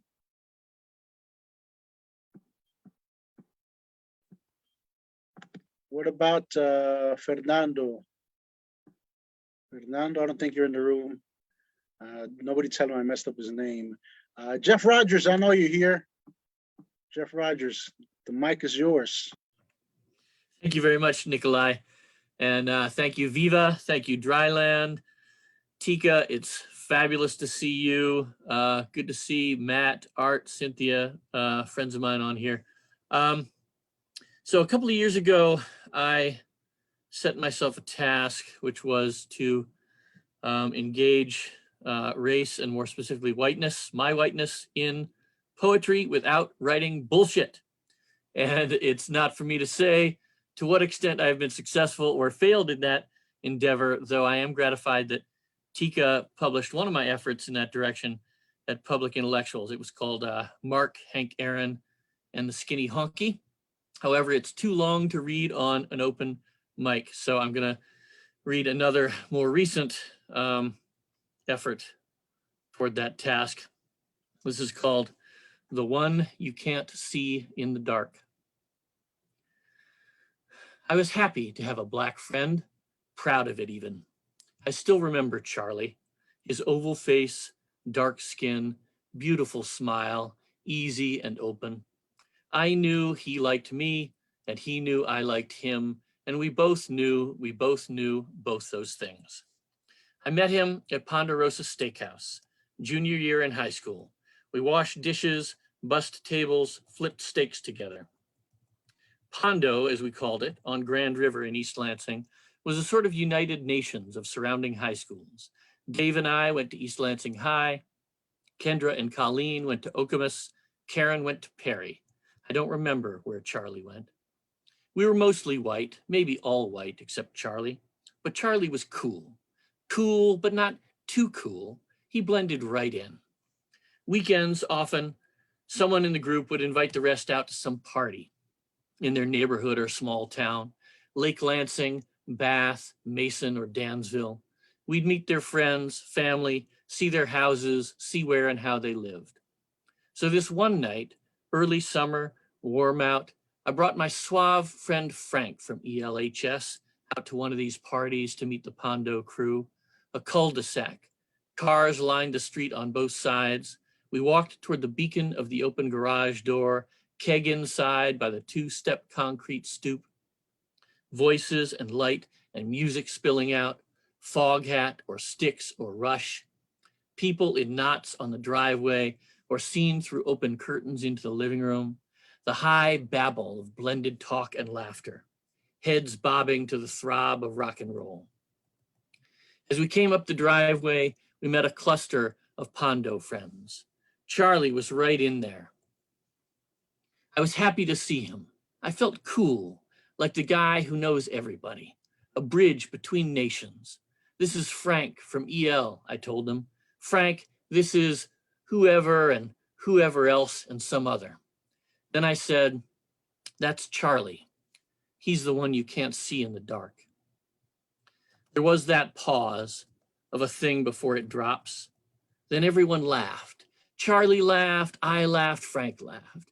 Whoever and whoever else and some other laughed. I looked Charlie in the eye as the laughter died down, and he grinned, and I grinned at him, and I felt we had an understanding. I felt he knew that I'd made that little joke to flash bang any racial tension, so it lit the night, burned away, and was gone. Tickle the elephant in the room until it fled, giggling and holding its sides. But whose racial tension anyway? Whose tension? Whose? This was 1980 in Hazlitt or Williamston or Shaftesbury in Michigan, not Los Angeles in 2020. Maybe Charlie and whoever else and I and Frank and all of us really did take it that way. Maybe Charlie and I really did share that understanding. Could it be that Charlie's laughter was spontaneous and real? Or was it just a laugh of survival? Could be he'd felt like a secure point in the circle.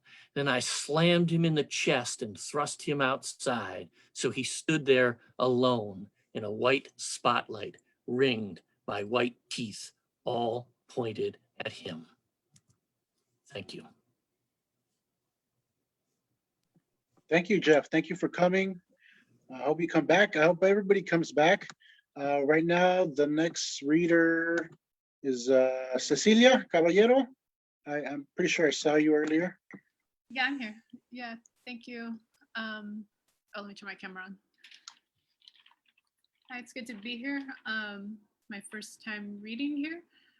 So I have one kind of longer one and then two short ones. So I'll read the one that's kind of longer first.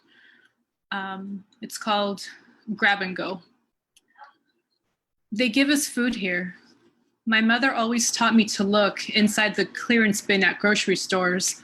All the way in the backpack, the barcode sliced through with a permanent marker and a new handwritten price, 50 cents or $1. Here, they place the food on plastic picnic tables. Here, they give us almost expired chocolates on Fridays. One day there were golden balloons tied to a tall parking cone, a celebration of sorts. If you squint a little at all the food.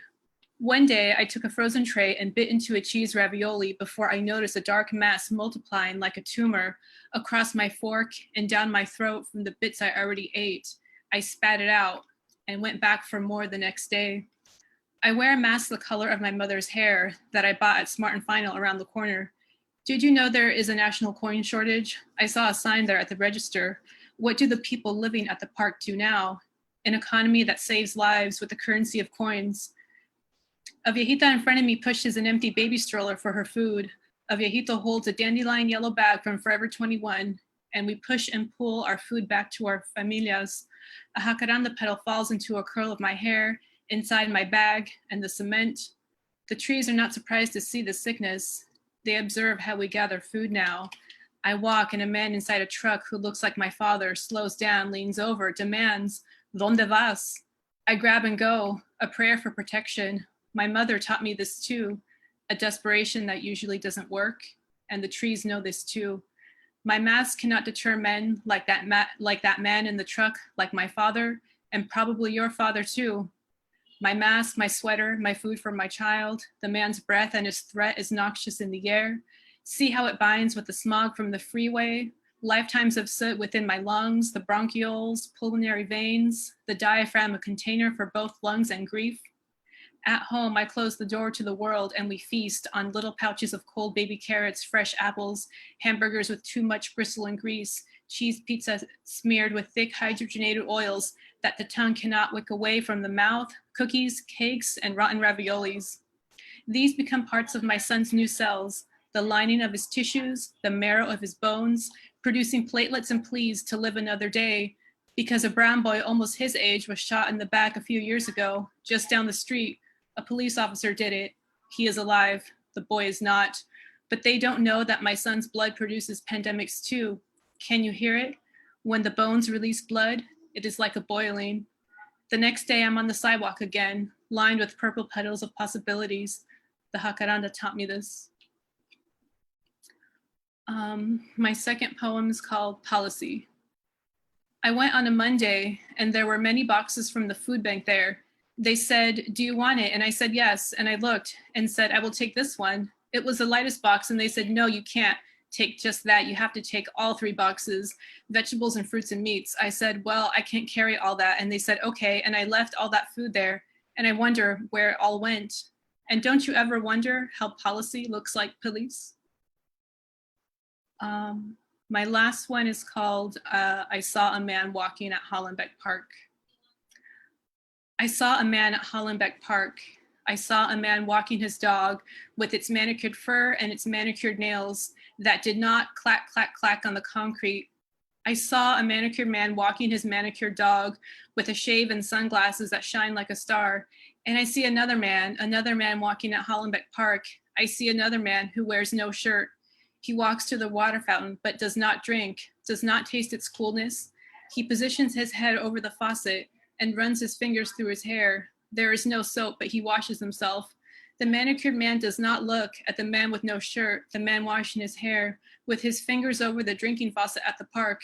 The man walks with his manicured dog around the lake where the body of a woman was once found, a mother of 6, with turtles and fish and rocks and moss.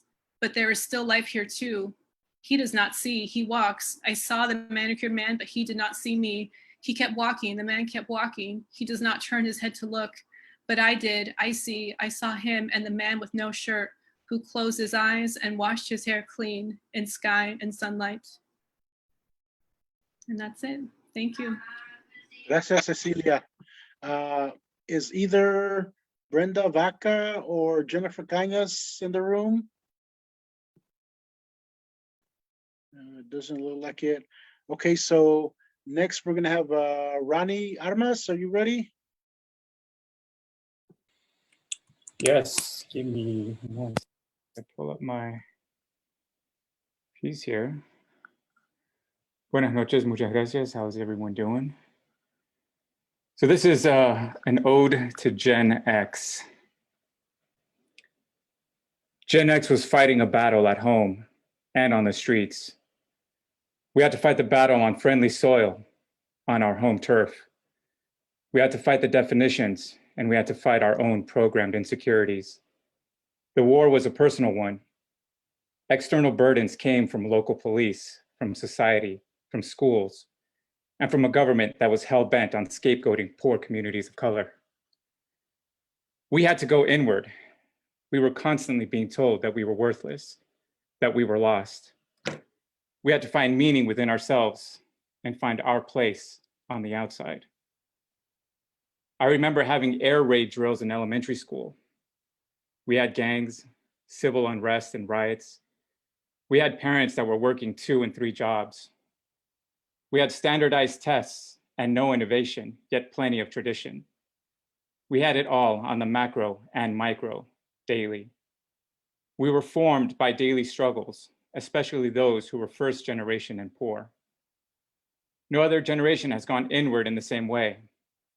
And it is precisely because we straddled the transition of culture, technology, politics, and art. We manifested our greatness by being able to adapt. We carried our parents' burdens and made real art with it. Who else can understand the comforting warm sound of vinyl or the awesomeness of the Walkman? We bobbed our heads through the golden years of hip hop. There's a profound impact on what appreciation means when one grows up going from 8-track to streaming. We had Marvin Gaye and Run DMC. We had home-cooked meals and the microwave. Television went off the air at midnight, and then we had 24/7 MTV. We had gangs as a response to being abandoned. We learned how to be a good American and then discovered it was all a lie. We have had to continually ask, who the fuck am I? I loved Public Enemy, but I also loved Vivaldi. I grew up in trickle-down economics and saw the accelerated decline of ethnic neighborhoods. We were being indoctrinated and yet subconsciously rebelling against it all. We were being judged by the world and ostracized while we gathered to create and survive. We were a true United Nations in its most pure form, a rainbow of people lost together, busting rhymes, skating on streets, fighting in alleys, ditching institutions, living on burgers and tacos, falling deeply in love and falling even harder after the breakup.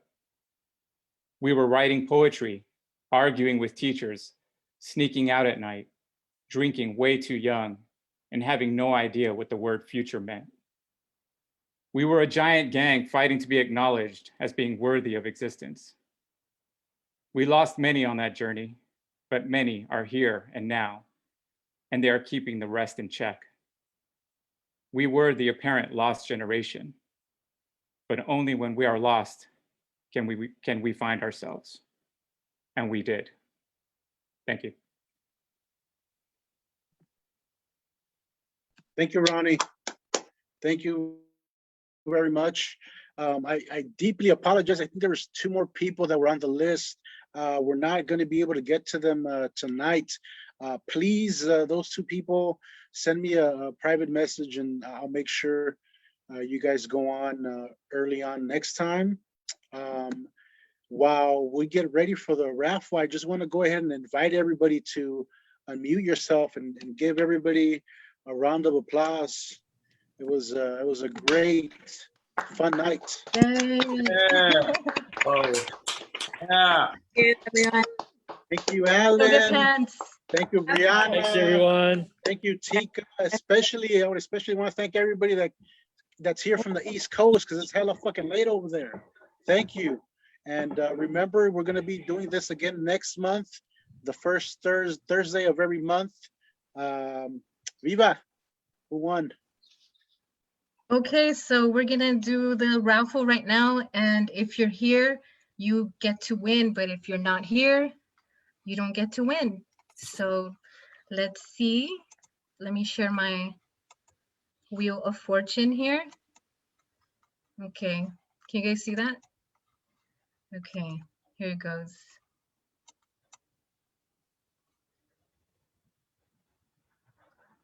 So the winner is Natalie Benitez. Okay, so I'm gonna do it again because I'm already sending her one. She's my friend, so I was already gonna send her one. So I might just do it one more time.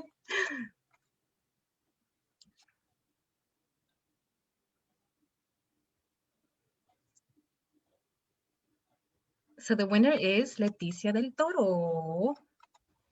Are you here, Leticia? Is Leticia here? Is she not here? Did I? Oh, she left? Oh, damn. Okay. Well, I'll do it again. It landed on, man, it landed on the Natalie again. Okay, let me do this again. Sorry, guys. I don't know. A ver.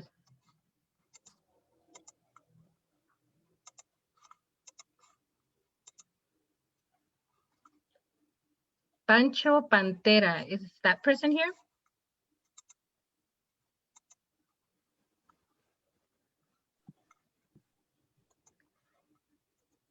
Are they here? Pancho? I think they left. No, Pancho's here. Pancho's here. He just didn't mute himself yet. Okay, Pancho, if Oh, you're there he here. is. Oh yeah, I see him. Okay, cool. Okay, so you won. Okay, cool. Well, yeah, thank you guys for joining us tonight. That was cool. That was fun. Man, this is just getting like super dope. So I hope that you guys come back next month. We eventually want to do this in real life. So stay tuned for news on that. Once we secure a space, hopefully that'll be soon. We'll be able to meet in real life. But yeah, for now, enjoy the rest of your night. You can order these online if you want. You can also order Dryland issue 10, where the readers we picked today were published. And you can use the coupon code Future Now Secret Code for issue 11. So yeah, that's it. Nick, do you want to say some things? I'll go on to you. No, just, this has been going great. It's been a lot of fun, and I hope everybody comes back next month, Thursday, June 3rd. See you then. All right, bye guys. Have a great night. We're gonna chill here for a little bit, so if you guys want to stick around, but I'm gonna get off of Facebook Live. So see you guys next month.